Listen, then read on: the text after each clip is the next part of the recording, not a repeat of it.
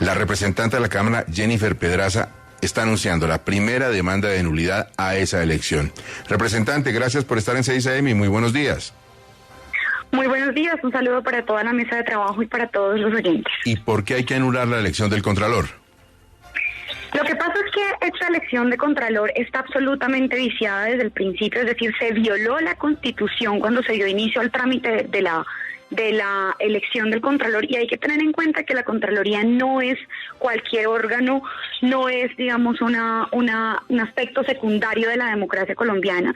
Para todos los colombianos que nos están escuchando, esta es la entidad que se encarga de vigilar que nuestros recursos públicos no terminen en los bolsillos de corruptos, y precisamente por eso es que ha sido, digamos, tan importante y ha sido tal vez la manzana de la discordia en la discusión pública de estas semanas, porque lamentablemente lo que ha venido pasando en Colombia es que todos los gobiernos anteriores han montado entes de control de bolsillo para garantizar que no haya control fiscal y control público sobre sus acciones. Es así como terminamos, por ejemplo, con una Contraloría como la del señor Felipe Córdoba, que lejos de denunciar que se estaban robando los recursos de la implementación de los acuerdos de paz, sus contralores pidieron una tajada de la corrupción, y por eso es que es tan importante que en el trámite de la elección de una Contraloría se cumplan todas las leyes que establece la Constitución y todo lo que se ha derivado. Por eso es tan grave que se hayan pasado por la faja criterios muy importantes que establece la Constitución a la hora de elegir un Contralor, como el que eligieron ayer, que también hay que decir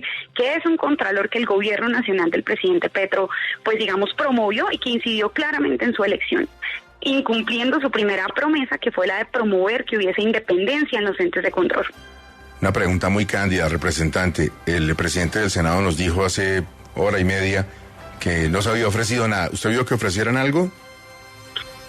Yo escuché la entrevista del señor Roy Barreras, presidente del Senado, aquí en Caracol Radio, y lo primero que quisiera aclarar es que la Contraloría no tiene nada que ver con las reformas del gobierno. Él señaló algo como, no, es que como queremos hacer reformas progresivas, entonces necesitamos una coalición de gobierno. No, señores, la Contraloría no tiene nada que ver con la reforma tributaria ni con la reforma agraria. La Contraloría con lo que tiene que ver es con que no se roben la plata. Entonces, la única forma en la que interesaría poner una Contraloría de bolsillo para esas reformas progresivas, porque yo les quiero decir que yo voté por el presidente Petro en segunda vuelta, pero eso no me hace volverme una congresista acrítica ni que tenga que salir a lavarle la cara a todas las jugaditas del presidente Roy. La única forma en la que eso les tendría que importar es si hay un interés por cuidar guardados y corrupción, digamos, de parte de toda la clase política tradicional. Aquí violaron la ley, y entonces los que denunciamos que violan la ley para poner un contralor de bolsillo terminamos siendo los malos del paseo. Señaló como si las personas que estamos siendo críticas tuviéramos que ver con la política tradicional. No, señores, es que los que votaron ayer con la política tradicional fueron los congresistas de gobierno. Por primera vez el nuevo Congreso vio una votación en la que coincidió el Centro Democrático y el Pacto Histórico para poner no un contralor, sino un protector. Y eso sí, es una cosa en la que yo no puedo coincidir. ¿En qué parte está el vicio? Digamos, ¿dónde está? Cuando toman la lista inicial y la lista nueva entra con el comité de urgencia, es decir, ¿dónde está el delito? Hay dos vicios muy importantes. Hay varios, pero me parece que dos son los principales. El primero es que el Congreso pasado citó y dio inicio al trámite para elegir Contraloría, no la lista de 10, no la lista de 20, sino todo el proceso para todos los colombianos que aspiraron a ser Contralor o Contralora, en medio del receso legislativo, cuando esto está explícitamente prohibido por la Constitución Política de Colombia. Ese vicio no se solventó ni se sanó en ningún proceso de la elección de la Contraloría. El desespero del Congreso pasado por poner una Contraloría de Felipe Córdoba, incluso violaron los criterios de mérito y de género al elegir una lista de 10, de los cuales 8 eran hombres, y en donde había personas que ni siquiera cumplían la edad mínima para ser Contralor. Eso, por una decisión del Tribunal de Cundinamarca, se subsanó en una comisión accidental del Congreso pasado. ¿Qué pasó? Después del nuevo Congreso, Roy Barreras y el señor David Racero, los presidentes del Congreso, incluyeron arbitrariamente en una comisión accidental un criterio que la ley no establece para elegir a los 10 finalistas. La ley dice, el mérito se va a regir por el examen que en este caso realizó la Universidad Industrial de Santander, y por la hoja de vida. Ese es el criterio de mérito.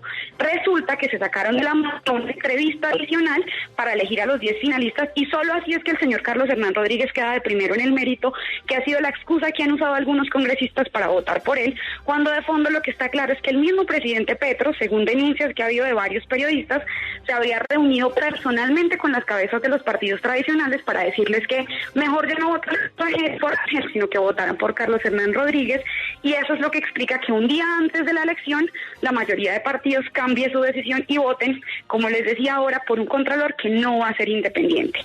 Es verdad que este proceso está viciado desde el principio, y esa es la demanda de nulidad que nosotros vamos a presentar, pero también que hay que reformar el mecanismo a través del cual se eligen los entes. Pero sí es una posición muy cómoda del señor Roy decir que no, que sí lo van a reformar, pero que estos 4 años de su gobierno, mientras tanto, sí ponen contralor de bolsillo, cosa que yo no puedo respaldar, así haya votado por el presidente Petro en segunda vuelta, y así coincida con varios de sus planteamientos en materia tributaria, y de aquí en adelante seguramente tendremos muchas coincidencias, pero para mí el cambio empieza por elegir órganos de control independientes, cosa que lamentablemente no ocurrió el día de ayer. Representante, usted bien sabe que frente a las demandas de nulidad, en este caso la que pretende que se caiga la designación del nuevo contralor, podría eventualmente solicitarse también una suspensión provisional de ese acto, del acto de nombramiento, que es esa medida cautelar de carácter excepcional, pero que opera automáticamente. En su demanda, ¿va también a pedirse la suspensión provisional de la designación del nuevo contralor? Nosotros creemos que es muy importante en ese caso que se mantenga pues la definición por ahora y que el fallo del Consejo de Estado pueda reiniciar la elección completa de la Contraloría. Ese es el objetivo de nuestra demanda. Aún no la hemos radicado porque estamos esperando que varios otros congresistas la suscriban. Estamos consultando también con varios juristas y estamos hablando particularmente con el doctor de la Calle para ver también sus conceptos y sus sugerencias, pero en este caso yo creo que lo más importante sería dar a la elección de la Contraloría y que pueda hacerse en todo Congreso, porque es verdad que el vicio es desde el principio, y que ojalá en esta ocasión sí se luche por una Contraloría muchísimo más independiente y alejada del Ejecutivo. Quedamos pendientes de esa acción y por supuesto de la posición de otras fuerzas políticas. Representante, muchas gracias. Muchísimas gracias a ustedes, por aquí siempre a disposición. Un abrazo.